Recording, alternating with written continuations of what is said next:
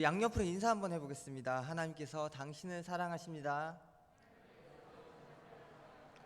이건 앞뒤로 해보겠습니다. 하나님께서 당신을 사랑하십니다. 오늘 말씀은 예수님께서 제자들을 데리고 높은 산에 올라가 변형대사 밝고 기묘한 모습으로 제자들에게 자신의 모습을 보여주신 변화선 사건 말씀입니다.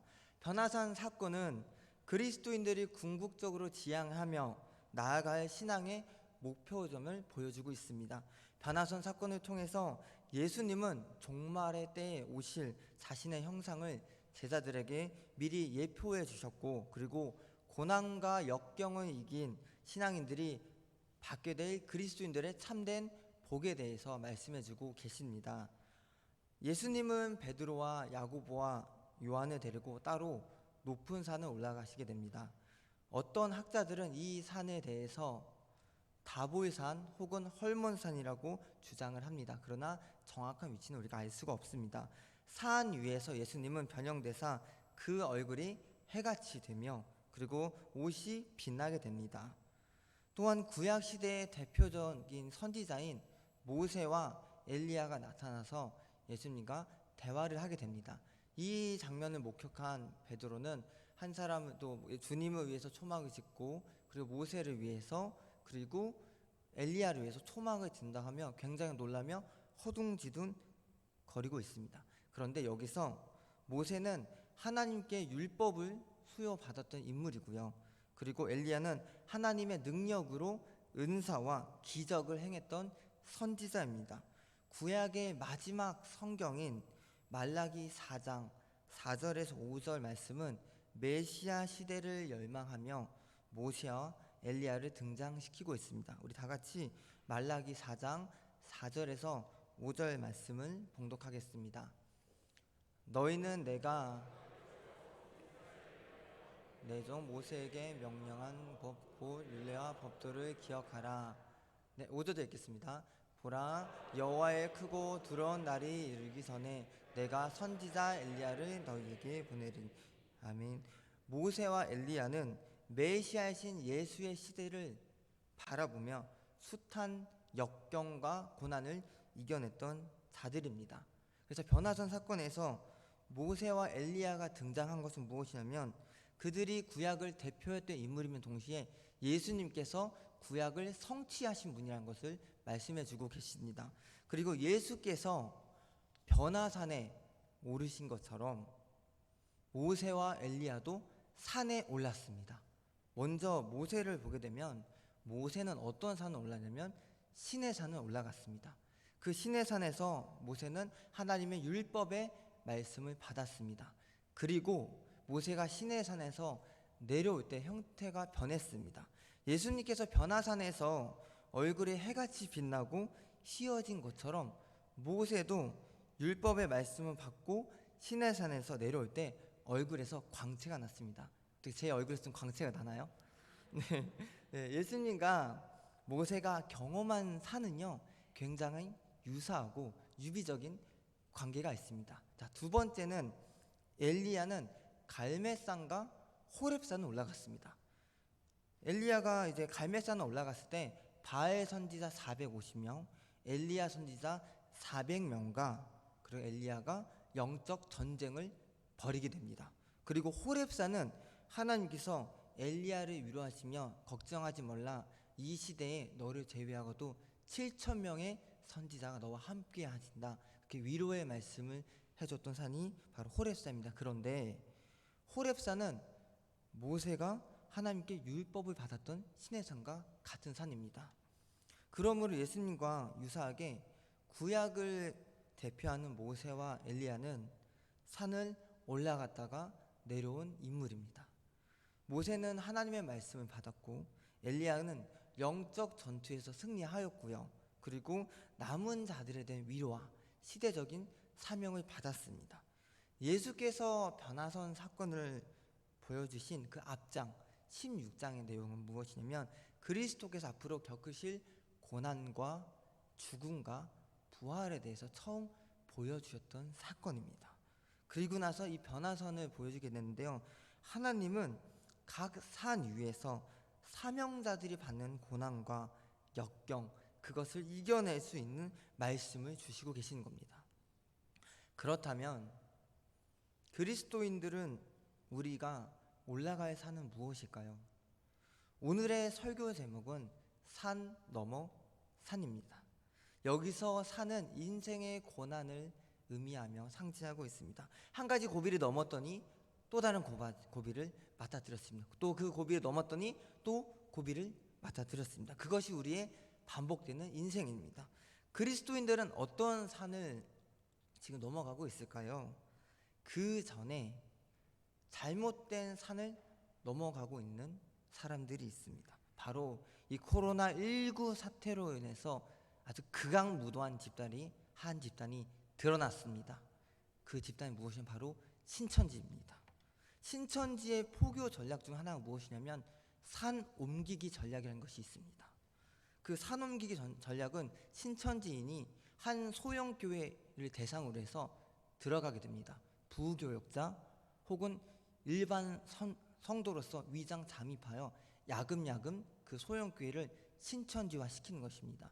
가서 목사님에 관해서 또 성도들에서 유언비어를 퍼뜨리기 시작하면서 그 교회에 대해서 외부적으로 신천지인들이 침투하게 됩니다. 그러면서 그 교회를 신천지화 시킵니다. 그것이 산 옮기기 전략입니다. 즉 그들이 말하는 산 옮기기란 소형교회를 신천지화하여 잡아먹는 것입니다. 그들이 올라가는 산은 폐역하고 악한 것입니다. 하나님은 하나님의 교회를 무너뜨리면서 오르는 산, 옮기는 산을 증오하십니다. 그래서 하나님은 코로나19 사태 때 그들의 산을 처참하게 무너뜨리셨습니다. 우리가 올라가야 산은 무엇일까요? 성경에서 시온산이라고 말씀해주고 계십니다. 다 같이 요한계시록 14장 1절 말씀을 봉독하겠습니다. 또 내가 보니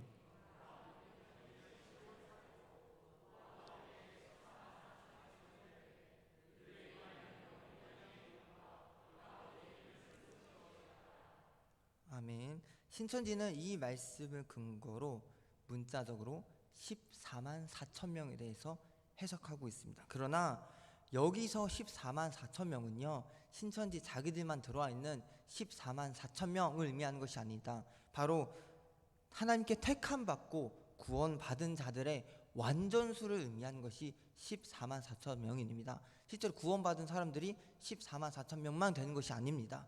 이것은 12 곱하기 12, 그 완전한 숫자를 의미하는 것입니다. 또한 이 말씀은 또 이만희와 같이 특정 인물을 지명하고 있는 것이 아닙니다. 어린 양이신 예수 그리스도를 지칭하고 그분의 완전한 통치하심이 이루어지는 시온산, 하나님의 나라를 의미하고 있습니다.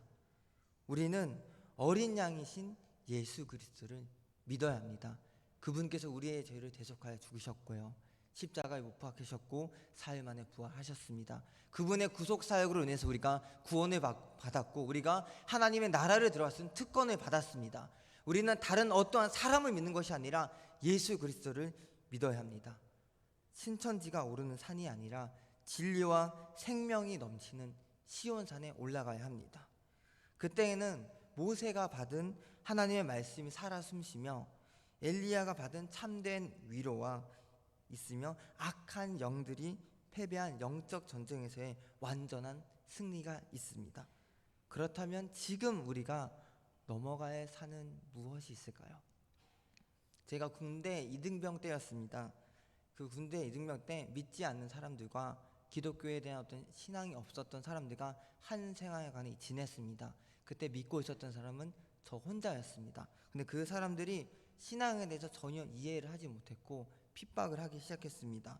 그러면서 홀로 신앙생활을 지켜나가면서 때로는 화장실에서 또 부대 창고에서 눈물을 흘리면서 믿음 생활을 했던 적이 있습니다. 그때 4박 5일 첫 신병 위로 휴가 100일 휴가를 받았습니다. 그리고 나서 이제 제가 그때 행정병을 보직했기 때문에 이제 주말을 껴서 휴가를 나갔어야 합니다. 그래서 주말을 껴서 휴가를 나갔는데 주말에 이제 교회를 가서 기도하고 있는데 금요일날 갔거든요. 금요일 저녁에 가서 기도하고 있는데 마음이 들더라고요. 내가 지금 있는 교회가 어떤 교회를 주일날 가야 되나, 참 그 마음이 오더라고. 내가 물론 예전에 다녔던 모 교회를 갔지만 기도하는 중에 내가 지금 군인이라는 신분으로서 어떤 교회를 가야 하는가, 참 그 마음이 들더라고요. 그래서 하나님께서 주셨던 마음에 순종하여 주일날 사복을 입고 다시 군부대에 들어갔습니다. 왜냐하면 그 군부대에서 제가 주일학교 교사로서 아이들을 섬기고 있었습니다.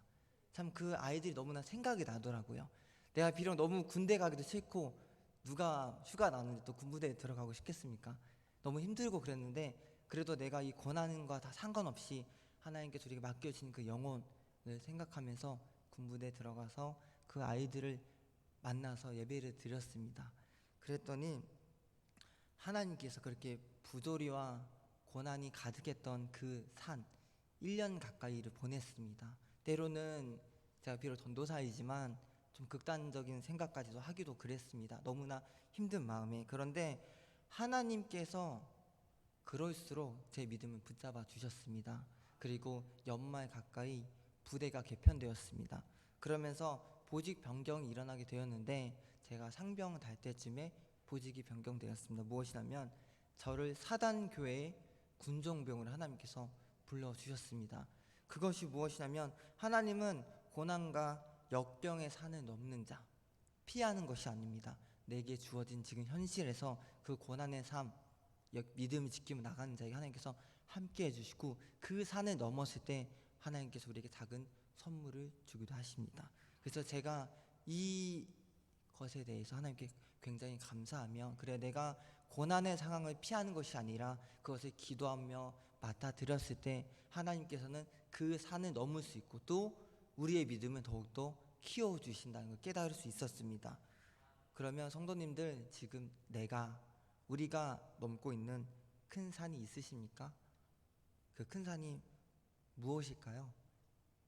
우리가 같이 넘고 있는 산이 있습니다. 바로 코로나19입니다.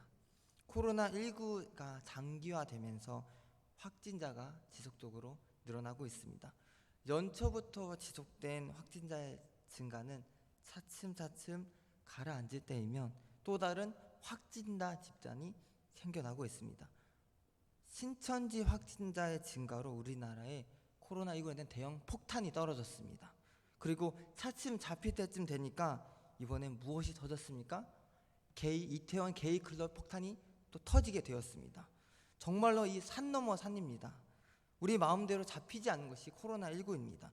하나님 지금 이 시기에 저울추를 두고 계십니다.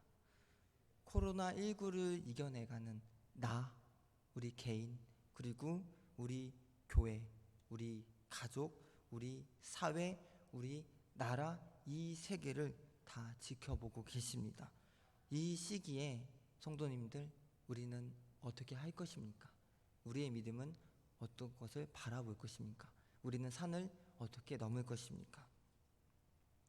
모세가 시내산에서 하나님의 말씀을 받고 엘리야가 갈멜산과 호렙산을 넘었을 때 모든 고난이 끝났습니까? 그렇지 않습니다. 또 다른 산들의 고난의 연속이 계속되었습니다. 모세가 어디서 죽었습니까? 느보산에 올라가서 하나님 땅 바라보면서 죽었습니다. 그리고 우리가 넘어가는 산은 끝이 날까요? 그러지 않습니다. 예수님도 계속해서 산을 넘으셨습니다. 마태복음 4장을 보시게 되면 예수님께서 산에서 마귀에게 시험을 받으십니다. 그리고 그 산을 내려오자 마태복음 5장에서 산에 올라가서 백성들에게, 제자들에게, 무리들에게 산상수훈을 설교를 해주십니다. 또 그 산을 넘어와서 16장까지 계속 고난과 역경과 바리새인과 서기관과 핍박을 받기도 하고 그렇습니다. 그리고 17장 오늘 말씀에서 변화산에 오르셨습니다. 이 변화산에 하나님께서 이제 예수님께서 오르셨을 때 굉장히 화려한 모습으로 변화되셨죠. 영광스러운 모습으로 변화되셨죠. 이것이 끝이었나요? 아니었습니다. 예수님 변화산 내려오시자 무엇이 시작됩니까? 십자가의 고난이 본격적으로 시작되게 됩니다. 우리가 넘어가야 할 산은요, 우리가 살아가는 동안 계속됩니다. 중요한 것은 우리가 넘어가는 이 산을 어떻게 받아들일 것인가, 우리의 마음과 자세와 신앙을 확인해 봐야 됩니다. 로마서 8장 18절 말씀을 다 같이 봉독하겠습니다. 생각하건대 현재의 고난은 장차 우리에게 나타날 영광과 비교할 수 없도다. 지금 우리가 겪는 고난은 이 땅에서 받을 상급에만 목적을 둔 것이 아닙니다. 장차 우리가 하나님 나라에 들어가는 받는 상급, 구원받은 자로서의 백성, 그리고 삼위일체 하나님과의 영광과 비교할 수 없습니다. 우리가 영원토록 하나님 나라에 들어가서 하나님의 영광을 보면서 예배 드린 자가 되는 것입니다. 이 땅에서의 예배는 한계가 있습니다. 그러나 우리가 영원한 하나님 나라에서는 행복이 있습니다. 슬픔이 있지 않습니다. 두려움이 있지 않습니다. 우리에게 영원한 기쁨과 하나님을 바라보면 영원한 영광이 있을 겁니다. 우리가 바라보는 그 영광, 사람의 영광이 아닙니다. 사람의 명예가 아닙니다. 세속적이고 세상적인 것이 아닙니다. 바로 하나님의 영광을 경험하는 것이 우리가 고난받는 자로서 가져야 될 신앙의 자세입니다. 사랑하는 우리 청암교회 성도님들, 우리 청암교회 교인들이 인생 끝에 넘는 산이 있습니다. 우리 청암교회만이 그 산에 의미가 있습니다. 무엇일까요? 바로 죽음을 상징하는 청암동산입니다. 네, 우리 청암동산은 청암교회인들만 묻힐 수가 있잖아요. 그런 것처럼 택함받고 구원받은 우리 청암교회 교인들은 이 땅에서만 청암동산에서 끝나는 것이 아닙니다. 그 죽음의 동산 끝에 무엇이 있습니까? 그 위에 하나님 나라와 어린 양이 계신 시온산이 있습니다. 하나님 나라의 산을 올라간 자는 죽음에서 이겨내어 부활하고 승리한 자들입니다. 하나님은 예배자로서 신앙을 지키며 산 넘어 산을 이겨낸 자에게 호련히 빛나 구름을 덮으며 다음과 같이 말씀을 해주십니다. 우리 마태복음 17장 5절 말씀 봉독하겠습니다. 말할 때에 호련히 빛난 구름이 그들을 덮으며 구름 속에서 소리가 나서 이르시되 이는 내 사랑하는 아들이요 내 기뻐한 자니 너희는 그의 말을 들으리라 하시니라. 아멘. 이 말씀 예수님께서 세례 받을 때도 들었던 말씀이시고요. 그리고 변화산 사건에서도 들으신 말씀입니다. 그러나 이 산 넘어 산을 넘는 자에게 하나님은 지금 그리고 마지막 때에 우리에게도 같은 말씀을 해주십니다. 오늘 오전에 누구의 간증을 들으셨나요? 바로 조혜련 우리 집사님 간증을 들으셨는데 그때 하셨던 멘트, 나는 하나님의 딸입니다. 그 고백을 하셨습니다. 우리가 그리스도인으로서 회개하며 우리의 믿음을 하나님께 의탁하며 믿으며 우리가 고난을 이겨낼 때 하나님 뭐라고 말씀하시냐면 모세야 너는 내 사랑하는 아들이다. 누구누구야 너는 내 사랑하는 딸이다 말씀하십니다. 우리가 하나님 아버지께 인정받고 하나님 아버지의 자녀가 되는 것, 그거 외에 참 기쁜 것이 무엇이 있겠습니까? 제자들은 이 모습을 보고 어떻게 했냐면 기뻐했습니까? 아닙니다. 예수님께 그 말씀 듣는 거 보고 굉장히 우둔했던 제자들은 두려워했습니다. 그들도 하나님 자녀였는데 그 영광스러운 모습을 보고 너무나 무서워했습니다. 두려워했습니다. 어쩌면 지금 우리가 살아가는 우리의 모습이 그렇지 않습니까? 하나님의 자녀라는 이야기를 누군가 듣고 우리가 해줬는데 마치 내가 살아가는 인생이 너무나 무서운 거예요. 이 산을 넘게 너무 두렵습니다. 지금 마스크 쓰고 있는데 이 마스크 쓰고 있으면서도 혹시나 내가 코로나를 걸리지 않을까 너무나 두렵습니다. 무섭습니다. 그것이 우리의 믿음의 상태입니다. 그러나 하나님께서 그 모습을 보셨고 그리고 예수님께서 그 제자들을 보시고 하신 행동이 있습니다. 무엇이냐면 손을 내미시면서 두려워하지 말라 말씀하십니다. 사랑하는 성도님들, 두려워하지 마십시오. 예수님께서 한 분 한 분 손을 내밀어주고 계십니다. 예수님께서 함께 해주고 계십니다. 우리가 내 스스로의 믿음을 갖고 이겨내는 것이 아니라 예수님께서 함께 해주시고 그리고 우리에게 두 손을 내밀어 주시는 그런 믿음을 갖는 우리 사랑스럽고 또 우리 임마누엘 하나님을 경험하고 믿는 우리 청암교회 성도님들 되시기를 간절히 소망합니다. 기도하겠습니다.